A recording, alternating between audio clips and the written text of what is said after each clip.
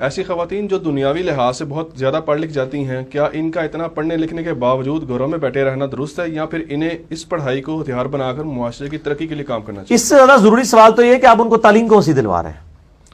دنیاوی تعلیم نہیں، کس فیلڈ کی؟ ٹھیک ہے نا. اگر آپ یہ کہہ رہے ہیں کہ خواتین کو جو ہے وہ فوج میں جانا چاہیے، پائلٹ بننا چاہیے، تو یہ تو اسلام میں اس کی گنجائش نہیں ہے. یہ کام تو نہیں کریں گے، یہ تو مردوں کے کرنے کے کام ہے. ہاں، ڈاکٹر بنے، گائنی کی فیلڈ میں جائیں، ٹھیک ہے نا جی، یہ تو ہونا چاہیے. اب جو علماء جو کہتے ہیں عورتوں کی میڈیکل کی تعلیم بھی نہیں ہونی چاہیے، یہ جب ان کی اپنی عورتیں امید سے ہوتی ہیں تو پھر وہ لیڈیز گائناکالوجسٹ ڈھونڈ رہے ہوتے ہیں. ایک پاسے تسی پڑھن نہیں دیں، دوسرے پاسے لب دیو. تو میڈیکل کی تعلیم تو عورتوں کی یونیورسٹیز میں دلوانی چاہیے. اور باقی اس میں گناہ والا کوئی نہیں ہے. ظاہر ہے کہ عورت وہی صرف جاب یعنی پروفیشن میں جو سارے حلال و حرام کی تمیز یعنی مردوں کے ساتھ انٹریکشن نہ ہو، صرف عورتوں کے ساتھ انٹریکشن ہو، اور اس کے بچوں کی تربیت کا بھی حرج نہ ہو، ان سارے، اور اس کی مجبوری بھی ہو تب. ورنہ اسلام میں عورت کا کام یہ ہے کہ وہ گھر میں رہے. تعلیم سے مقصد صرف نوکری تو نہیں ہوتا. تعلیم تو آپ کو ایجوکیٹ کرتی ہے کہ آپ اپنی اولاد کی اچھی تربیت کر سکیں، اپنے معاشرے کی گرد کے لوگوں کی. اس کے لیے آپ کو نوکری کرنے کی ضرورت تو نہیں ہے. ضروری تو نہیں کہ نوکری کرے گا تو وہ مسئلہ حل ہوگا. اور یہ بھی ضروری نہیں کہ جس نے جس فیلڈ میں کیا ضروری اسی میں کنٹریبیوٹ کرے گا.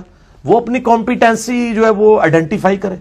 یعنی وہ میں قاسم علی شاہ صاحب کو سن رہا تھا اگلے دن، انہوں نے بڑی اچھی بات کی. انہوں نے کہا کہ ہر بندے میں اللہ نے ڈفرینٹ کوالٹی رکھی ہے. یہ ضروری نہیں ہے کہ ایک بندہ انجینئر ہے تو وہ انجینئرنگ کی فیلڈ میں ہی وہ کمپیٹنسی وہ ہو سکتا ہے کہ اس کی کسی اور فیلڈ کے اندر وہ پراپرٹی ڈیلر اچھا ہو سکے. تو آپ نے اپنا ایریا آئیڈینٹیفائی کرنا ہے کہ میں کس فیلڈ میں بیسٹ پرفارمر ہوں اور میں شوق سے کرتا ہوں. وہ کام جب آپ کریں گے تو آپ کے پائے میں کوئی بھی نہیں کر سکے گا. ٹھیک ہے. لیکن علی بھائی، ہمیں خواتین کو ایمفیسائز تو کرنا چاہیے نا، جس طرح سے دعوت کے اسلامی ایمفیسائز کس چیز پہ؟ تعلیم پہ کہ نوکریوں کے اوپر؟ اسلامی تعلیم کے اوپر. تعلیم تو کریں.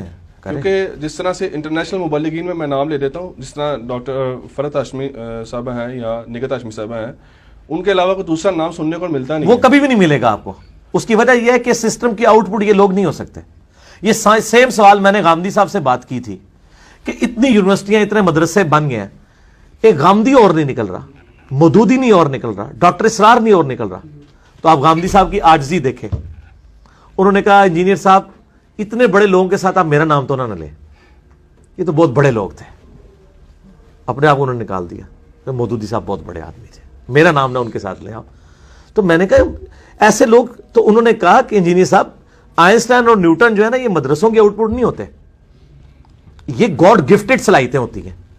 تو میں نے کہا یہ مدرسے پھر کس لیے بنائے جاتے ہیں؟ وہ کہتے ہیں مدرسے اس لیے بنائے جاتے ہیں کہ جو گاڈ گفٹڈ صلاحیتوں والے لوگ ہیں، ان لوگوں کی باتیں عام بندوں کو عام فہم انداز میں سمجھائی جائیں.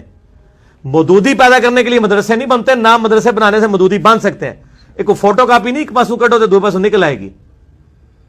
ہاں، مودودی صاحب نے جو علمی کام کیا ہے اس کام کو عام بندوں کو سمجھانے کے لیے مدرسے بنائے. آپ 1000 مدرسے بناتے رہے، مودودی پھر بھی جب اللہ نے نکالنا ہوگا اسی وقت ہی نکلے گا. ڈاکٹر اسرار کنگ ایڈورڈ میڈیکل کالج نے ہزاروں ڈاکٹر پروڈیوس کیے ہیں، ان کی اولادیں بھی نہیں ان کو جانتی ہیں، پر ڈاکٹر اسرار ایک ہی پروڈیوس کیا ہے. آپ کوئی کہہ نہیں جی میں اپنے بچے کا نام بھی اسرار کر رکھ لوں، میں اس کا ایف ایس سی میں ایڈمیشن بھی کروا لوں کنگ ایڈورڈ میں، شاید ڈاکٹر اسرار بن جائے. نہ پائی، ہزارہ بچے بھی کر لو، نہیں بننے. ٹھیک ہے جی. یہ گاڈ گفٹڈ صلاحیتیں ہوتی ہیں. یہ لوگ مبوس ہوتے ہیں، اللہ کی طرف سے اٹھائے جاتے ہیں، یہ بنانے سے نہیں بنتے. باقی لوگ جو ہے نا وہ ان کی تعلیمات سمجھانے کے لیے آپ آگے کاپیاں ضرور تیار کرتے رہیں، وہ نہیں. اب احمد دیدات کو کہ جی میں احمد دیدات صاحب کی وہ پوری ویڈیوز دیکھ کے تو احمد دیدات بن جاؤں گا، نہیں ہو سکتا. یا کوئی مدرسہ بن جائے، کوئی 8-10 احمد دیدات کے ہزاروں شاگردوں میں سے ایک ڈاکٹر ذاکر نائک ہی نکلا نا، باقی لوگ نہیں سنتے تھے. تو یہ گاڈ گفٹڈ صلاحیت ہے. اصل میں یہ سوال میں نے اس لیے کیا کیونکہ بہت ساری خواتین کو نا جو ان کے مسائل ہوتے ہیں ان کے لیے پھر مجبوراً جو ہے نا وہ مرد مبلغین کو جو ہے سننا پڑتا ہے یا مجبوراً ان کے پاس جانا پڑتا ہے. تو اس لیے میں نے آپ سے کن کو؟ عورتوں کو مردوں کے پاس جانا پڑتا ہے؟ جانا سے مراد کے سوالات کرنے پڑتے ہیں مجبوراً، کیونکہ ان کے پاس کوئی اس لیول کی مبلغین ہی نہیں. ہاں تو ٹھیک ہے، سوال کریں، جواب دیں. آپ چھپی دوستی نہ ان سے کریں، سوال تک ہی رہے نا، آپ آگے نہ بڑھے.